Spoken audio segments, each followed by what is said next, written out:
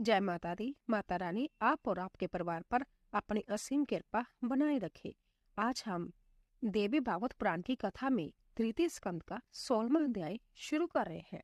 बोलिए अम्बे मात की जय। व्यास जी बोले, हे राजन, तदंतर महाबली जुदाजित ने रणभूमि में से अयोध्या पहुंचकर सुदर्शन को भी मार डालने की इच्छा से मनोरमा के विषय में लोगों से पूछा। मनोरमा कहाँ चलेगी, ऐसा बार बार कहते हुए उसने सेवकों को इधर उधर भेज दिया। फिर किसी शुभ दिन में अपने दौतर को राज सिंहासन पर बिठा दिया।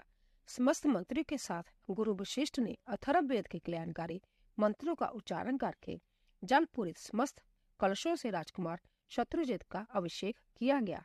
हे करुनंदन, उस समय शंख बेरी के निनादों तथा तुहरियों की दवनियों के साथ पूरे नगर में उत्सव मनाया गया। ब्राह्मणों के वेद पाठों, बंदीजनों के स्तुति गान तथा मंगलकारी जय घोष से अयोध्या नगरी प्रफुल्लित सी दिखाई दे रही थी। हष्ट पुष्ट जनों से भरी पूरी और स्तुतियों तथा वादों की ध्वनि से निनादित वह अयोध्या उस नए नरेश के अभिषिक्त होने पर नवीन पुरी की भांति सुशोभित हो रही थी। उसी नगरी में जो कोई भी सज्जन लोग थे, उन्होंने अपने घर में ही रहकर शोक मनाया। वह सुदर्शन के विषय में सोचते हुए कह रहे थे कि वह राजकुमार कहाँ चला गया। महान पतिव्रता वह मनोरमा अपने पुत्र के साथ कहाँ चली गई। राज्यालोभी शत्रु जुदाजित ने युद्ध में उसके पिता को मार डाला। ऐसा विचार करते हुए सब में समान बुद्धि रखने वाले वह साधुजन शत्रुजित के अधीन होकर दुखी मन से रहने लगे। इसी प्रकार जुदाजित विधान पूर्वक अपने दौतर को राज सिंहासन पर बिठाकर तथा राज्यभार मंत्रियों को सौंपकर अपनी नगरी को प्रस्थान कर गया। सुदर्शन मुनि के आश्रम में रह रहा था। ऐसा सुनकर जुदाजित उसे मार डालने की इच्छा से तत्काल ही चित्रकूट पर्वत की ओर चल पड़ा। वह दूरदर्शन नामक श्रृंगपुर के राजा के जहां पहुंचा और इस विशाल सेना संपन्न तथा पराक्रमी निषाद राज को अगुआ बनाकर उसने शीघ्र ही आगे की ओर प्रस्थान किया। जुदाजित को सेना सहित आते हुए सुनकर अबोध संतान वाली वह मनोरमा व्यावित तथा अत्यंत दुखित हो गई। अत्यंत शोक संतप्त वह मनोरमा आंखों में आंसू भरकर मुनि वरदराज से बोली कि जुदाजित जहां भी आ पहुंचा, अब मैं क्या करूं तथा कहाँ जाऊं। इसने मेरे पिता का वध कर दिया तथा अपने दौतर को राजा बना दिया। अब वह विशाल सेना के साथ मेरे पुत्र के वध की कामना से जहां आ रहा है। हे स्वामिन, मैंने सुना है कि पूर्व काल में जब मुनियों के पवित्र आश्रम में द्रौपदी के साथ पांडव निवास कर रहे थे, उसी समय एक दिन वह पांचों भाई आखेट के लिए चले गए और द्रौपदी वहीं पर मुनियों के उस पावन आश्रम में रह गई थी। दौम्य, अत्रि गालव, पैल जावली, गौतम भृगु, च्यवन, अत्रि गोत्रज, कंब जातु, ऋतु, विधिहोत्र, समुंतु, जगदत्त, वत्सल, जय सब और वरदराज आदि अन्य पुण्य आत्मा मुनिगण उस पावन आश्रम में विराजमान थे। वह सभी वेद पाठ कर रहे थे। हे मुनि समुदाय से संपन्न उस आश्रम में सर्वांग सुंदरी वह द्रौपदी अपनी दासियों के साथ निर्भय होकर रहती थी। शत्रुओं को संताप पहुंचाने में समर्थ तथा धनुष बाण धारण किए वह पांचों पांडव मृग का पीछा करते हुए एक वन से दूसरे वन में निकल गए। इसी बीच समृद्धिशाली सिंधु नरेश जयद्रथ वेद ध्वनि सुनकर अपनी सेना के साथ आश्रम के पास आ गया। वेद पाठ सुनकर राजा जयद्रथ पुण्य आत्मा मुनियों के दर्शन की इच्छा से शीघ्रता पूर्वक रथ से उतरा। जब वह अपने दो वृत्तियों के साथ आगे बढ़ा तो मुनियों को वेद पाठ में संलग्न देखकर वहीं पर बैठ गया। हे स्वामिन, राजा जयद्रथ हाथ जोड़कर कुछ देर तक बैठा रहा। इसके बाद वह मुनियों से भरे हुए उस आश्रम में प्रविष्ट हुआ।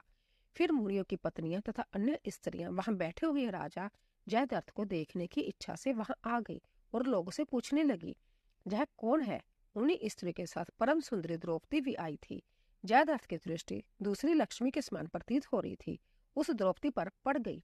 दूसरी देवकन्या की भांति प्रतीत हो रही उस श्याम नेत्रों वाली द्रौपदी को देखकर राजा जयद्रथ ने ऋषि दौम्य से पूछा कि यह सुंदर मुख वाली युवती कौन है, यह किसकी पत्नी है, किसकी पुत्री है और इस परम सुंदरी का नाम क्या है। रूप तथा सौंदर्य से संपन्न यह स्त्री तो द्रा पर उतरकर आई हुई साक्षात इंद्राणी की भांति प्रतीत हो रही है। यह स्त्री बबुल के वन में स्थित लवंगलता तथा कुरूपा राक्षसियों के समूह में सचमुच रंभा के समान प्रतीत हो रही है। हे महापाग, आप सच सच बताइए कि यह स्त्री किसकी पत्नी है। हे द्विज, जय तो किसी रानी जैसी प्रतीत हो रही है। मुनि पत्नी तो जय कदापि नहीं हो सकती। दौम्य बोले, हे सिंधु राजेंद्र, समस्त शुभ लक्षणों वाली जय पांडवों की प्रिय भार्या तथा पांचाल नरेश की पुत्री द्रौपदी है। जय इसी पवित्र आश्रम में निवास करती है। जयद्रथ बोला, विख्यात पराक्रमी पांचों पांडव कहाँ गए हुए हैं? क्या वह महान बलशाली वीर निश्चिंत होकर इस समय इसी वन में रह रहे हैं? दौम्य बोले, पांचों पांडव इस समय रथ पर आरूढ़ होकर आखिर के लिए वन में गए हुए हैं। वह राजागण मध्य काल में ही मृगों को लेकर आ जाएंगे। मुनि का जय वचन सुनकर वह राजा जयद्रथ अपने आसन से उठा और द्रौपदी के पास जाकर उन्हें प्रणाम करके इस प्रकार बोला, हे परम सुंदरी, आप सकुशल तो है ना? आपके पतिगण कहाँ गए हुए हैं? आपको वन में निवास करते हुए आज 11 वर्ष बीत चुके हैं। फिर द्रौपदी ने कहा, हे राजकुमार, आपका कल्याण हो। अभी थोड़ी ही देर में पांडव आ जाएंगे, तब तक आप आश्रम के समीप ही विश्राम कीजिए। उसके ऐसा कहने पर लोभ से आक्रांत उस वीर जयद्रथ ने मुनिवरों की अवहेलना करके द्रौपदी का हरण कर लिया। मनोरमा ने कहा, हे स्वामिन, अतः बुद्धिमान लोगों को चाहिए कि वह किसी पर भी विश्वास न करे। ऐसा करने वाला व्यक्ति दुख प्राप्त करता है। इस विषय में राजा बलि उदाहरण है। विरोचन पुत्र राजा बलि वैभव संपन्न, धर्मपरायण, सत्य प्रतीक, यज्ञकर्ता, दानी, शरणदाता तथा साधु जनों के सामान्य थे। प्रहलाद के पुत्र व राजा बलि कभी अधर्म का आचरण नहीं करते थे। उन्होंने दक्षिणा युक्त 99 यज्ञ किए थे। फिर भी सतवगुणी की साक्षात मूर्ति जो के द्वारा सदा आधारित तथा विकारों से रहित भगवान विष्णु भी देवताओं का प्रयोजन सिद्ध करने के लिए कच्छप से उत्पन्न हुए और उन्होंने वामन का कपट वेश धारण करके छल पूर्वक उनका राज्य तथा सागर समेत पृथ्वी ले ली। विरोचन के पुत्र बलि एक सत्यवादी राजा थे। मैंने तो ऐसा सुना है कि भगवान विष्णु ने इंद्र के लिए ही जय कपट किया था। जब साक्षात सत्तव की मूर्ति भगवान विष्णु ने बलि का जग ध्वंस करने की कामना से वामन रूप धारण करके ऐसा किया, तब अन्य लोग क्यों नहीं करेंगे? अतएव हे स्वामिन, किसी पर भी कभी भी विश्वास नहीं करना चाहिए, क्योंकि यदि चित्त में लोभ रहता है तो पाप करने में किसी भी प्रकार का डर ही क्या।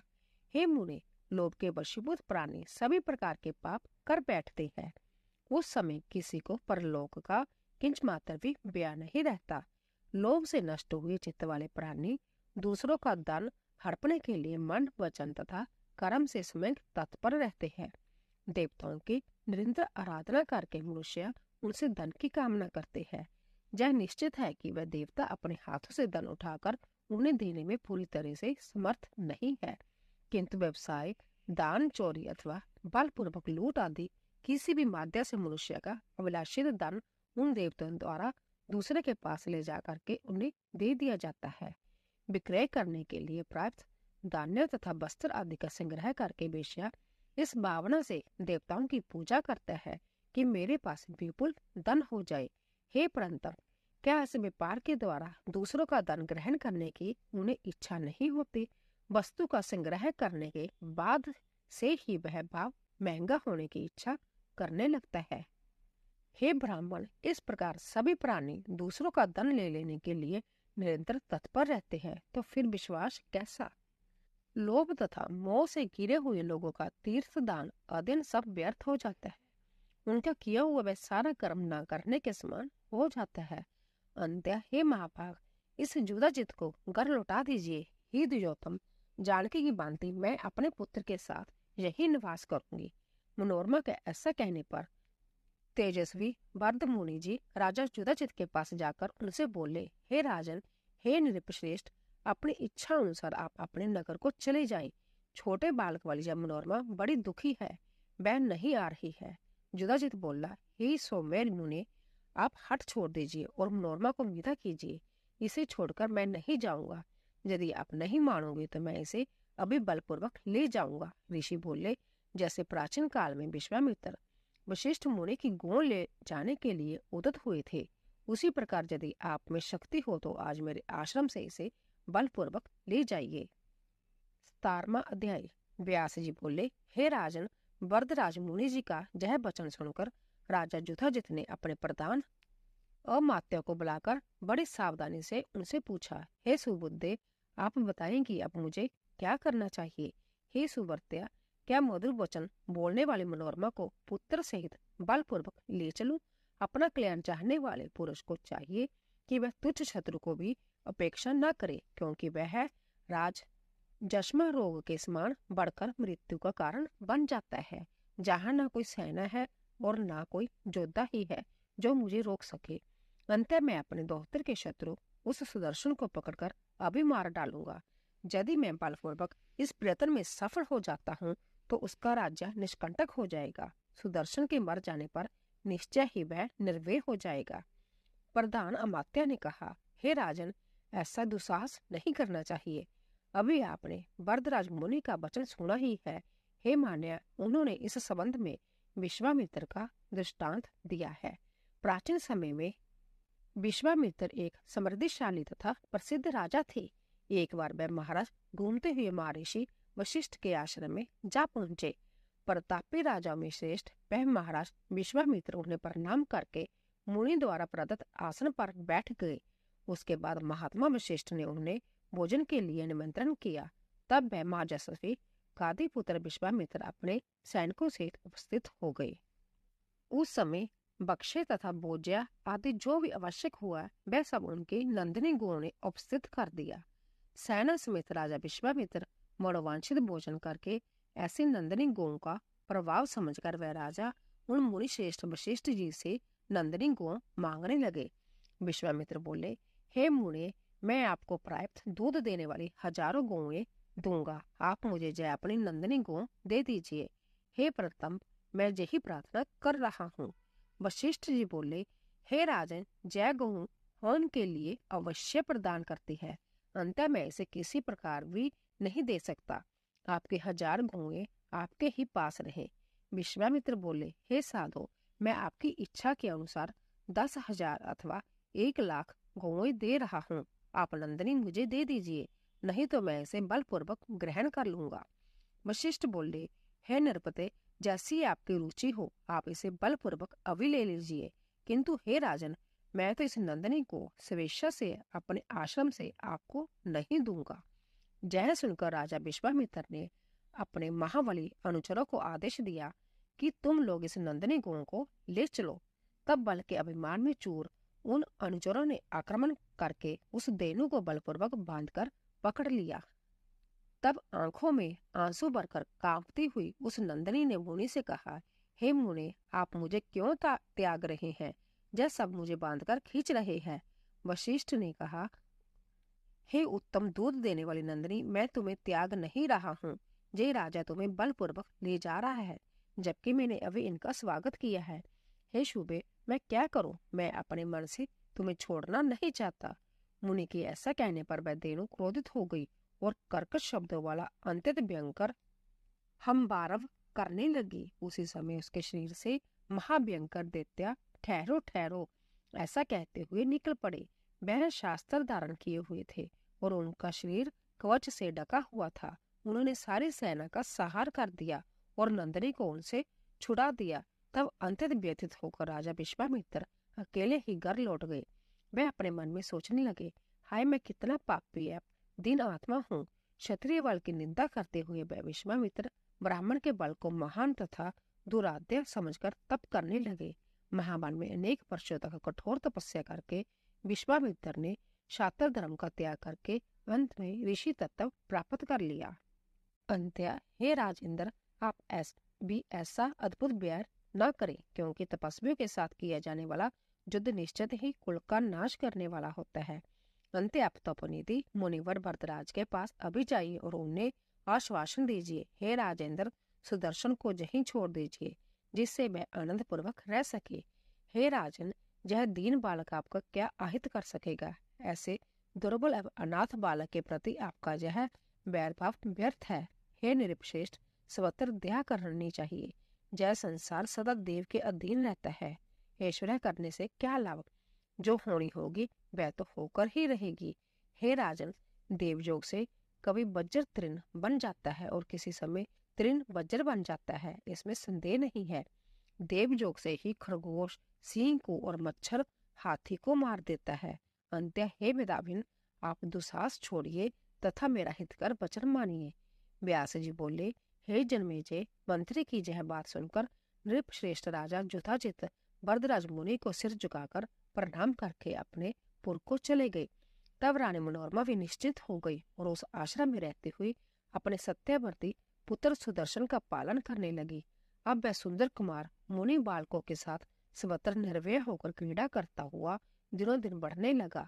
एक दिन सुदर्शन के पास आए हुए विदल को किसी मुनि कुमार ने कलीफ इस नाम से पुकारा।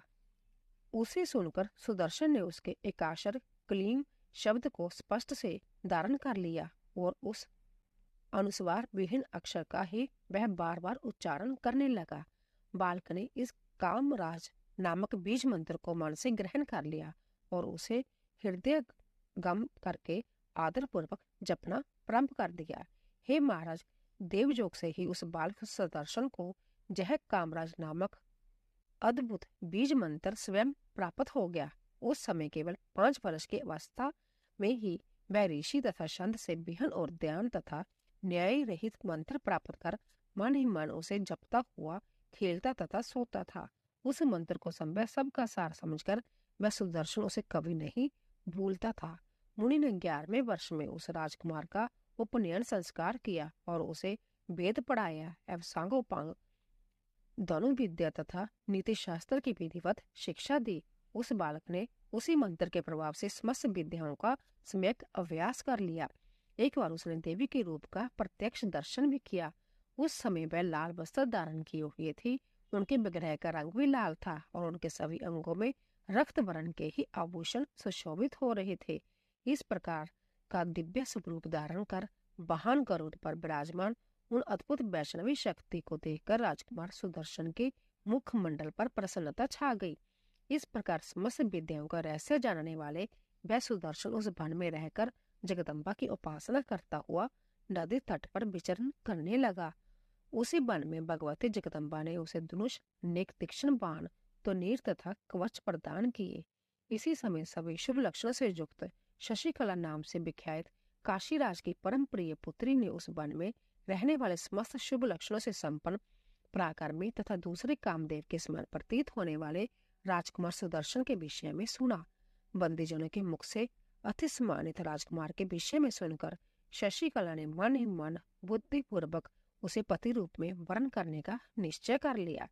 उसी दिन आधी रात को जगदम्बा स्वप्न में शशिकला के पास आकर स्थित हो गई और उसे आश्वस्त करते जय वचन बोली, हे सुश्रोणी सुदर्शन, मेरा भक्त है, तुम उसी को अपना पति स्वीकार कर लो। हे बामणी, मेरी आज्ञा से वह तुम्हारी सब कामनाएं पूर्ण करेगा। इस प्रकार स्वप्न में भगवती का मनोहर स्वरूप देखकर तथा उनके इस वचन को स्मरण करके परम माननीय शशिकला प्रसन्न हो गई। वह प्रसन्नता के साथ उठ गई।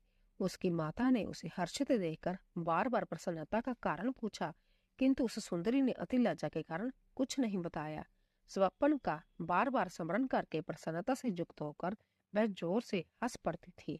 तब उसने अपनी एक अन्य सखी से स्वप्न का सारा वृतांत विस्तार पूर्वक कह दिया। किसी दिन वह विशाल नयनी शशिकला अपनी सखी के साथ चंपा के वृक्षों से सुशोभित एक सुंदर उपवन में विहार के लिए गई। वहां पुष्प चुनती हुई वह कुमारी एक चंपा वृक्ष के नीचे खड़ी हो गई। तभी उसने मार्ग में शीघ्रता पूर्वक आते हुए किसी ब्राह्मण को देखा। उस ब्राह्मण को प्रणाम करके सुंदरी शशिकला ने मधुर वाणी से कहा, हे महाभाग, आप किस देश से आए हैं? ब्राह्मण ने कहा, हे वाले, एक कार्यवश वरदराज मुनि के आश्रम से मेरा आगमन हुआ है। तुम क्या पूछ रहे हो, मुझे बताओ। शशिकला बोली, हे महाभाग, उस आश्रम में अत्यंत प्रशंसनीय, संसार में सबसे बढ़कर तथा विशेष रूप से दर्शनीय कौन सी वस्तु है? ब्राह्मण ने कहा, हे सुश्रोणी महाराज, ध्रुव संधि के पुत्र श्रीमान सुदर्शन वहां रहते हैं। पुरुषों में श्रेष्ठ वह सुदर्शन अपने नाम के अनुरूप ही है। हे सुंदरी, जिसने राजकुमार सुदर्शन को नहीं देखा, मैं तो उसके नेत्रों को अंततः निष्फल मानता हूँ। सृष्टि की अभिलाषा वाले ब्रह्मा ने कौतूहलवश उन एक सुदर्शन में भी सभी गुणों को भर दिया है। अंत्य गुणों की खान सुदर्शन को ही मैं देखने योग्य मानता हूँ। वह राजकुमार तुम्हारे अनुरूप है और तुम्हारे पति होने योग्य है। मणि और कांचन की भांति जब तुम दोनों का संजोग पहले से ही निश्चित हो चुका है। तो दोस्तों इसी तरह 17वां अध्याय पूरा हुआ। अंत का 18वां अध्याय शुरू कर रहे हैं। बोले अम्बे मात की जय। व्यास जी बोले, उस ब्राह्मण का वचन सुनकर सुंदरी शशिकला प्रेम विभोर हो गई और वह ब्राह्मण इतना कहकर शांत भाव से उस स्थान से चला गया। उस श्रेष्ठ ब्राह्मण के चले जाने पर वह सुंदरी पूर्व अनुराग से तथा विप्र की बातों से प्रेम आतिर के कारण अत्यधिक अधीर हो उठी। तदंतर उस शशिकला ने अपनी इच्छा के अनुसार चलने वाली एक सखी से कहा कि रस से अनविज्ञ तथा उत्तम कुल में उत्पन्न उस राजकुमार के विषय में सुनकर मेरे शरीर में विकार उत्पन्न हो गया है। इस समय कामदेव मुझे अत्यधिक पीड़ा दे रहा है। अब मैं क्या करूं और कहाँ जाऊं? जब से मैंने स्वप्न में दूसरे कामदेव के सदृश उस राजकुमार को देखा है, तभी से विरह से आकुल हुआ मेरा कोमल मन अत्यधिक संतप्त हो रहा है। हे ब्राह्मणे, इस समय मेरे शरीर में लगा हुआ चंदन विष के समान जयमाला सर्प के तुल्य तथा चंद्रमा की किरणें अग्नि सदृश प्रतीत हो रही है। इस समय महल में, वन में, बावली में तथा पर्वत पर कहीं भी मेरे चित्त को शांति नहीं मिल पा रही है। नानाविध सुख साधनों से दिन में अथवा रात में किसी भी समय सुख की अनुभूति नहीं हो रही है। शेया, ताबुल, गायन तथा वादन, इनमें कोई भी चीजें मेरे मन को प्रसन्न नहीं कर पा रही है और ना तो मेरे नेत्रों को कोई भी वस्तु तृप्त ही कर पा रही है। जी करता है उसी वन में चली जाऊं जहां वह निष्ठुर विद्यमान है, किंतु कुल की लज्जा के कारण व्यापीत हूँ और फिर अपने पिता के अधीन भी हूँ। क्या करूं मेरे पिताजी अभी मेरे स्वयंवर भी नहीं आयोजित कर रहे। यदि स्वयंवर हुआ तो मैं इच्छा पूर्वक अपने को सुदर्शन को समर्पित कर दूंगी। यद्यपि दूसरे सैकड़ों समृद्धिशाली नरेश है, परंतु वह मुझे रमणीय नहीं लगते। राज्यहीन होते हुए भी इस सुदर्शन को मैं अधिक रमणीय मानती हूँ। व्यास जी बोले, अकेला, निर्धन, बलहीन, वनवासी तथा फल का आहार करने वाला होते हुए भी सुदर्शन उस शशिकला के हृदय में पूर्ण रूप से बस गया था। भगवती के बीज मंत्र के जप से सुदर्शन को यह सिद्धि प्राप्त हो गई थी। वह पूर्ण रूप से ध्यान मग्न होकर उस सर्वोत्तम मंत्र का निरंतर जप करता रहता था। एक बार स्वप्न में सुदर्शन ने उन अव्यक्त पूर्ण ब्रह्म स्वरूपा जग जननी विष्णु माया तथा सभी संपदा प्रदान कराने वाली भगवती अंबिका का दर्शन किया। उसी समय श्रृंगारपुर के अधिपति निषाद ने सुदर्शन के पास आकर उसे सब प्रकार की सामग्रियों से परिपूर्ण उत्तम रथ प्रदान किया। उस रथ में 4 घोड़े जुते हुए थे और वह सुंदर पताका से सुशोभित था। निषाद राज ने राजकुमार सुदर्शन को विजयशाली समझकर उसे बेंड संप्रूप वह रथ दिया था। सुदर्शन ने भी प्रेम पूर्वक उसे स्वीकार कर लिया और मित्र रूप में आए हुए उस निषाद का वन्य फल मूलों से बलिभांति सत्कार किया। तब अतिथि स्वीकार करके उस निषाद राज के चले जाने पर वहां के तपस्वी मुनिगण अंततः प्रसन्न होकर सुदर्शन से कहने लगे, हे राजकुमार, आप धैर्यवान हैं। भगवती की कृपा से थोड़े ही दिनों में निश्चय ही अपना राज्य प्राप्त करेंगे, इसमें संदेह नहीं है। हे सुवर्त्या, विश्व मोहिनी और वरदायिनी भगवती अंबिका का आपके ऊपर प्रसन्न है। अब आपको उत्तम सहायक भी मिल गया है, आप चिंता न करें। फिर उन व्रतधारी मुनियों ने मनोरमा से कहा, हे सुस्मिते, अब आपका पुत्र सुदर्शन शीघ्र ही भूमंडल का राजा होगा। तब उस कोमलांगी मनोरमा ने उनसे कहा, आप लोगों का वचन सफल हो। हे विप्रगण, जय सुदर्शन आप लोगों का सेवक है। सच्ची उपासना से सब कुछ संभव हो जाता है, इसमें आश्चर्य की क्या। किंतु उसके पास न सेना है, न मंत्री है, न कोष है और न कोई सहायक ही है। ऐसी दशा में किस उपाय से मेरा पुत्र राज्य पाने के योग्य बन सकता है? आप लोग मंत्र के पूर्ण वेत्ता है। अंत आप लोगों के आशीर्वचनों से मेरा यह पुत्र निश्चय ही राजा होगा, इसमें संदेह नहीं है। व्यास जी बोले, रथ पर सवार होकर मेधावी सुदर्शन जहां भी जाता था वहां वह अपने तेज से एक औक्षणी सेना से आवृत प्रतीत होता था। हे भूप, जय उस बीज मंदिर का ही प्रभाव था, दूसरा कोई कारण नहीं, क्योंकि वह सुदर्शन सर्वदा प्रसन्नता पूर्वक उसी मंत्र का जप किया करता था। जो मनुष्य किसी सदगुरु से कामराज नामक अद्भुत बीज मंत्र ग्रहण करके शांत होकर पवित्रता पूर्वक उसका जप करता है, वह अपनी सभी कामनाएं पूर्ण कर लेता है। हे नृपश्रेष्ठ, भूतल पर अथवा स्वर्ग में भी कोई ऐसा अत्यंत दुर्लभ पदार्थ नहीं था जो कल्याणकारी भगवती के प्रसन्न होने पर ना मिल सके। वह महान मूर्ख, भाग्यहीन तथा रोग से व्यथित होते हैं, जिनके मन में जगदम्बा के अर्चन आदि में विश्वास नहीं होता। हे कुरुनंदन, जो भगवती युग के आदि में सब देवताओं की माता कही गई है, इसी कारण आदि माता इस नाम से विख्यात है। वह ही बुद्धि, कीर्ति, धृति, लक्ष्मी, शक्ति, श्रद्धा, मति और स्मृति आदि रूपों से समस्त प्राणों में प्रत्यक्ष दिखाई देती है। जो लोग माया से मोहित है, वह उन्हें नहीं जान पाते। कुतर्क करने वाले मनुष्य उन भुवनेश्वरी भगवती शिवा का भजन नहीं करते। ब्रह्मा, विष्णु, शिव, इंद्र, वरुण, जमबाजू, अग्नि, कुबेर, त्वष्टा, पूषा, दोनों, अश्विनी कुमार, बग, आदित्य, वसु, रुद्र, विश्वदेव एवं मरुदगण जैसे सभी देवता सृष्टि, पालन तथा संहार करने वाली उन भगवती का ध्यान करते हैं। कौन ऐसा विद्वान है जो उन परम आत्मिका शक्ति की आराधना ना करता हो? सुदर्शन ने सभी कामनाओं को पूर्ण करने वाली उन्हीं कल्याणकारी भगवती को जान लिया था। वह विद्या तथा अविद्या स्वरूपा भगवती ही ब्रह्मा है और अंतत दुष्प्राय पे है। वह पराशक्ति योग द्वारा ही अनुभव वज्ञ है और मोक्ष चाहने वाले लोगों को विशेष प्रिय है। उन भगवती के बिना परमात्मा का स्वरूप जानने में कौन समर्थ है? जो 3 प्रकार की सृष्टि करके सर्व आत्मा भगवान को दिखलाती है, उन्हें भगवती का मन से सम्यक चिंतन करता हुआ राजकुमार सुदर्शन राज्य प्राप्ति से भी अधिक सुख का अनुभव करके वन में रहता था। उधर वह शशिकला भी काम से निरंतर अत्यधिक पीड़ित रहती हुई नानाविध उपचारों से किसी प्रकार अपना दुखित शरीर धारण किए हुए थी। इसी बीच उसके पिता सुबाहु ने कन्या शशिकला को वर की अभिलाषिनी जानकर बड़ी सावधानी के साथ स्वयंवर आयोजित कराया। विद्वानों ने स्वयंवर के 3 प्रकार बताए। वह क्षत्रिय राजाओं के विवाह हेतु उचित कहा गया है, अन्य के लिए नहीं। उनमें प्रथम इच्छा स्वयंवर है, जिसमें कन्या अपनी इच्छा अनुसार पति स्वीकार करती है। दूसरा पन्न स्वयंवर है, जिसमें किसी प्रकार का वर्ण अर्थात शर्त रखी जाती है, जैसे भगवान श्री राम ने जानकी के स्वयंवर में शिव धनुष तोड़ा था। तीसरा स्वयंवर शौर्य शुल्क है, जो शूरवीरों के लिए कहा गया है। नृप श्रेष्ठ सबाहु ने उनमें इच्छा स्वयंवर का आयोजन किया। शिल्पियों द्वारा बहुत से मंच बनवाए गए और उन पर सुंदर आसन बिछाए गए। फिर राजाओं के बैठने योग्य विविध आकार प्रकार के सभा मंडप बनाए गए। इसी प्रकार विवाह के लिए संपूर्ण सामग्री जुट जाने पर सुंदर नेत्रों वाली शशिकला ने दुखित होकर अपनी सखी से कहा, एकांत में जाकर तुम मेरी माता से मेरा यह वचन कह दो कि मैंने अपने मन में ध्रुव संधि के सुंदर पुत्र का पति रूप में वरण कर लिया है। उन सुदर्शन के अतिरिक्त मैं किसी दूसरे को पति नहीं बनाऊंगी, क्योंकि संभव भगवती ने राजकुमार सुदर्शन को मेरा पति निश्चित कर दिया है। व्यास जी बोले। उसके ऐसा कहने पर उस मृद भाषणी सखी ने शशिकला की माता बिंदर्भ सूता के पास शीघ्र जाकर एकांत में उनसे मधुर वाणी में कहा, हे साध्वी, आपकी पुत्री ने अंतत दुखित होकर मेरे मुख से आपको जो कहलाया है उसे आप सुन ले, और हे कल्याणी, इस समय शीघ्र ही उसका हित साधन करे।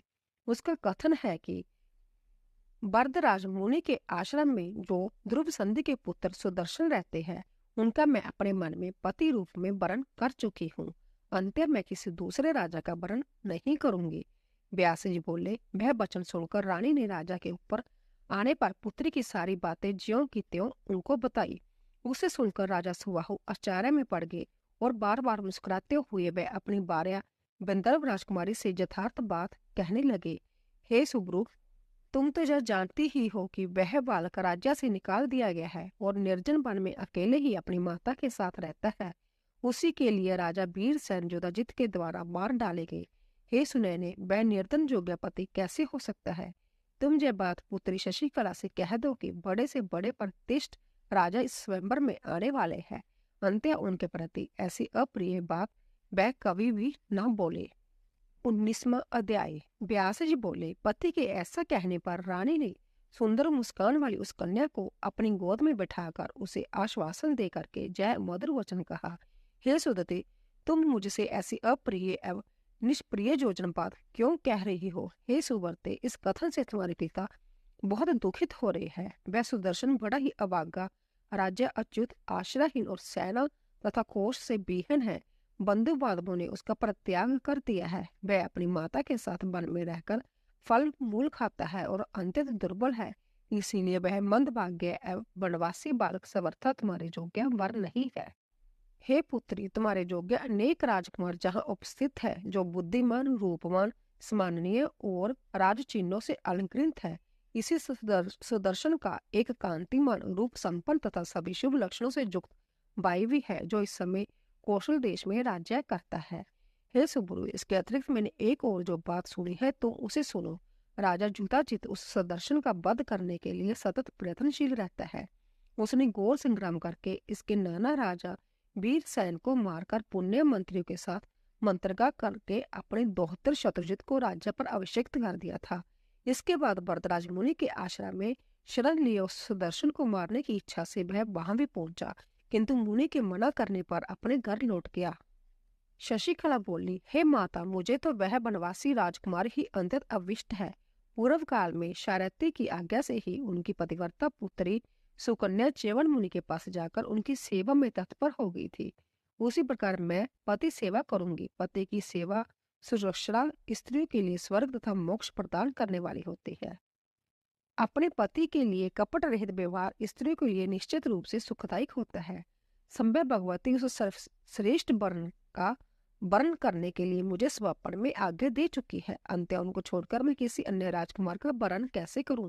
संभव भगवती ने मेरे चित्त की बीती पर सुदर्शन को ही अंकित कर दिया है। अंत्य उस प्रिय सुदर्शन को छोड़कर मैं किसी अन्य राजकुमार को पति नहीं बनाऊंगी। व्यास जी बोले, हे राजन, उस समय उस शशिकला ने अनेक प्रमाणों द्वारा गंधर्व राजकुमारी की अपनी माता को समझा दिया। फिर पुत्री के द्वारा कही गई सभी बातों को महारानी ने अपने पति से बताया। उधर शशिकला ने विवाह के कुछ दिनों पूर्व ही एक विश्वस्त तथा वेदनिष्ठ ब्राह्मण को शीघ्र ही वहां भेज दिया। जाते समय उसने ब्राह्मण से कहा कि आप सुदर्शन के पास इस प्रकार जाएं जिसे मेरे पिता ने ना जान पाए। हे विभो, अब बहुत शीघ्र ही वरदराज के आश्रम पहुंचकर सुदर्शन को मेरी ओर से कहिए कि मेरे पिता ने मेरे विवाह अर्थ एक स्वयंवर आयोजित किया है। उसमें अनेक बलवान राजा आएंगे, किंतु मैं तो मन से अंतत प्रेम पूर्वक हर तरह से आपका वरण कर चुकी हूँ। हे देवोपम राजकुमार, मुझे भगवती ने स्वप्न में आपको वरण करने का आदेश दिया है। मैं विष खा लूंगी अथवा जलती हुई अग्नि में कूद पड़ूंगी, किंतु माता पिता के द्वारा बहुत प्रेरित किए जाने पर भी मैं आपके अतिरिक्त किसी अन्य का वर्ण नहीं करूंगी, क्योंकि मैं मन वचन तथा कर्म से आपको अपना पति मान चुकी हूँ। भगवती की कृपा से हम दोनों का कल्याण होगा। परवंत को प्रबल मानकर आप इस स्वयंवर में अवश्य आए। जहाँ संपूर्ण चराचर जगत जिनके अधीन है तथा शंकर आदि सभी देवगण जिनके वश में रहते हैं, उन भगवती ने जो आदेश दिए है वह कभी भी असत्य नहीं होगा। हे ब्राह्मण, आप उस राजकुमार से यह सब एकांत में बताइएगा। हे निष्पाप, आप वही कीजिएगा जिसमें मेरा काम बन जाए। ऐसा कहकर और दक्षिणा देकर शशिकला ने उस ब्राह्मण को भेज दिया। वह ब्राह्मण सुदर्शन से सारी बातें कहकर शीघ्र ही वापिस आ गया। उन बातों को जानकर राजकुमार सुदर्शन ने स्वयंवर में जाने का निश्चय कर लिया। उन वरदराज मुनि ने भी उसे आदर पूर्वक भेज दिया। व्यास जी बोले, तब अत्यधिक दुख से व्याकुल, कांपती हुई तथा व्याधित मनोरमा गमन के लिए तत्पर अपने पुत्र सुदर्शन से आंखों में आंसू भरकर बोली, पुत्र, तुम इस समय राजाओं के उस समाज में कहाँ जा रहे हो? तुम अकेले हो और तुमसे शत्रुता रखने वाला राजा जुताजित तुम्हें मारने की इच्छा से उस स्वयंवर में अवश्य आएगा। फिर तुम क्या सोचकर वहां जा रहे हो? तुम्हारा कोई सहायक भी नहीं है, इसीलिए हे पुत्र, वहां मत जाओ। तुम ही मेरे एकमात्र पुत्र हो और मैं अति दीन हूँ तथा मुझ आश्रयहीन के लिए तुम ही एकमात्र आधार हो। हे महाभाग, इस समय तुम मुझे निराश मत करो। जिसने मेरे पिता का वध कर दिया है वह राजा जुताजित भी वहां आएगा और वहां तुझ अकेले गए हुए को मार डालेगा। सुदर्शन बोला, होनी तो होकर ही रहती है, इस विषय में संदेह नहीं करना चाहिए। हे कल्याणी, जग जननी के आदेश से मैं आज स्वयंवर में जा रहा हूँ। हे बारण्य, तुम शतरानी हो, अंत्य इस विषय में चिंता मत करो। भगवती की सदा अपने ऊपर कृपा रहने के कारण मैं किसी से भी भयभीत नहीं होता। व्यास जी बोले, ऐसा कहकर रथ पर आरूढ़ होकर स्वयंवर में जाने के लिए उदत पुत्र सुदर्शन को देखकर मनोरमा ने इन आशीर्वादों से उसका अनुमोदन किया। भगवती अंबिका आगे से, पार्वती पीछे से, पार्वती दोनों पार्श्व बागों में तथा शिवा स्वतर तुम्हारी रक्षा करे। विषम मार्ग में बराही किसी भी प्रकार के दुर्गम स्थानों में दुर्गा और भयानक संग्राम में परमेश्वरी कालिका तुम्हारी रक्षा करे। उस मंडप में देवी मातंगी, स्वयंवर में भगवती सौम्य तथा भव बंधन से मुक्त कराने वाली भवानी राजाओं के बीच में तुम्हारी रक्षा करे। इसी प्रकार पर्वतीय दुर्गम स्थानों में गिरिजा, चौराहों पर देवी चामुंडा तथा वनों में सनातनी कमल देवी तुम्हारी रक्षा करे। हे रघुद्रोह, विवाद में भगवती वैष्णवी तुम्हारी रक्षा करे। हे सौम्य, शत्रुओं के साथ युद्ध में बैर भी तुम्हारी रक्षा करे। जगत को धारण करने वाली सचिनानंद स्वरूपिणी महामाया भुवनेश्वरी सभी स्थानों पर सर्वदा तुम्हारी रक्षा करे। व्यास जी बोले। ऐसा कहकर भैया से व्याकुल तथा कांपती हुई उसकी माता मनोरमा ने उसे कहा, मैं भी तुम्हारे साथ अवश्य चलूंगी। हे पुत्र, मैं तुम्हारे बिना आधे क्षण भी जहाँ नहीं रह सकती, अतः तुम्हारी जहाँ जाने की इच्छा है वहीं मुझे भी अपने साथ ले चलो। तब ऐसा कहकर अपनी दासी को साथ लेकर माता मनोरमा चल पड़ी। ब्राह्मणों से आशीर्वाद प्राप्त करके वह सभी प्रसन्नता पूर्वक चल पड़े। इसके बाद वह रघुवंशी सुदर्शन एक रथ पर आरूढ़ होकर वाराणसी से पहुंचा। राजा सुबाहु को उसके आने की जानकारी होने पर उन्होंने आदर सम्मान आदि के द्वारा उसका सत्कार किया। उन लोगों के निवास के लिए भवन तथा अन्न जल आदि की व्यवस्था कर दी तथा उनकी सेवा हेतु सेवकों भी नियुक्त कर दिया।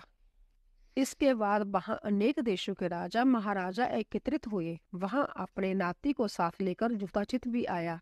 कौशलपति मदर देश महाराज वीर सिंधुराज, जुदुकुशल मैशीमती नरेश, पांचालपति पार्वतीय राजा, कामरूप देश के अति पराक्रमी महाराज कर्नाटक नरेश, चोलराज और महाबली बंदरव नरेश भी वहां आए। उन राजाओं की कुल मिलाकर 63 औक्षणी सेना भी थी। वहां स्वत्र स्थित उन सैनिकों से वहां वाराणसी नगरी पूरी तरह से गिर गई। इनके अतिरिक्त अन्य बहुत से राजा भी स्वयंवर देखने की इच्छा से बड़े बड़े हाथियों पर आरूढ़ होकर उन स्वयंवर में सम्मिलित हुए। उस समय सभी राजकुमार आपस में मिलकर कहने लगे कि राजकुमार सुदर्शन भी निश्चित होकर जहाँ आया है। वह महाबुद्धिमान सूर्यवंशी सुदर्शन अपनी माता के साथ इस समय अकेला ही रथ पर चढ़कर विवाह के लिए जहाँ आ पहुंचा है। सैन्य शक्ति से संपन्न तथा शास्त्र से सुसज्जित इन राजकुमारों को छोड़कर क्या वह राजकुमारी बड़ी भुजाओं वाले इस सुदर्शन का वर्ण करेगी? इसके बाद राजा युधाचित उन नरेशों से कहा, राजकुमारी को प्राप्त करने के लिए मैं इसे मार डालूंगा, इसमें कोई संशय नहीं है। तब महान नीतिक केरल नरेश ने उस युधाचित से कहा, हे राजन, इच्छा स्वयंवर में युद्ध नहीं करना चाहिए। यह शुल्क स्वयंवर भी नहीं है। अंत कन्या का बलपूर्वक हरण भी नहीं किया जाना चाहिए। इसमें तो कन्या की इच्छा से पति चुनना निर्धारित है, तो फिर इसमें विवाद कैसा? हे नृपश्रेष्ठ, आपने पहले तो इस सुदर्शन को अन्यायपूर्वक राज्य से निकाल दिया और अपने दोहतर को बलपूर्वक उस राज्य का स्वामी बना दिया। हे महाभाग, जय सूर्यवंशी राजकुमार कौशल नरेश का सुपुत्र है, इस निरपराध राजकुमार का वध आप क्यों करोगे? हे नृपोत्तम, आपको अन्याय का फल अवश्य ही मिलेगा। हे आयुष्मान, जिस संसार पर शासन कराने वाला और जगतपति परमेश्वर है। धर्म की जय होती है, अधर्म नहीं। सत्य की जय होती है, असत्य की नहीं। अतः हे राजेंद्र, आप अन्याय न कीजिए और इस प्रकार के पापमय विचार का सर्वथा परित्याग कर दीजिए। आपका दोहतर जहाँ आया ही है, वह भी अंततः रूपवान और राज्य तथा लक्ष्मी से संपन्न है। तब भला कन्या उसका वर्णन क्यों नहीं करेगी? अन्य एक से बढ़कर एक बलवान राजकुमार आए हैं। इस स्वयंवर में कन्या शशिकला किसी भी राजकुमार को अपनी इच्छा से चुन लेगी। हे राजागण, अब आप ये लोग बताइए कि इस प्रकार विवाह में विवाद ही क्या? विवेकवान पुरुष को इस विषय में विरोध भाव नहीं रखना चाहिए। तो दोस्तों, इसी तरह 19वां अध्याय पूरा हुआ। बोलिए अम्बे मात की जय। तो दोस्तों, अगर आपको हमारी कथा पसंद आ रही हो, प्लीज जाने से पहले सब्सक्राइब कीजिए, लाइक कीजिए और शेयर कीजिए। आप सभी का धन्यवाद।